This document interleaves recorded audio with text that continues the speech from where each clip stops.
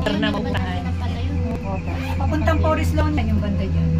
Papunta na ng Iswawa. Wawa. Uwi ka na. Papuntang Wawa. Papuntang...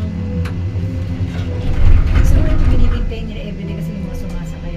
Yung parang check na yan lagi. Yung mga kailangan. Oh, siyempre. Kasi kung every sasakay dito. Siyempre pa is once lang na may accident. Hindi na Oo. tinasira. Wala na sila, wala nang pupunta dito. Kaya mo kaya, imagining mo kaya yung nakaganyan, nakabiti na ganyan, di ba? Dami na lang yun. Di ba? Nakaganyan. Sa atin yung mga probinsya, di ba? Tumatawid sa tanggal na bang naglaglagan ng mga tulay. Ate John, may ganito sa Pilipinas, tapos biglang nag-brown. Eh, nasa gitna ka dyan. Nagangin sa gitna.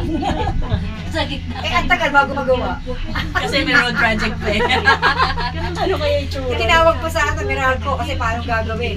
Paano gagawin mo? Eh, kailangan pala ang ID. pasahero doon may diabetes pa, kailangan patay. Alam mo yung mga yun, parang hindi gumagalaw. Kailangan may ID.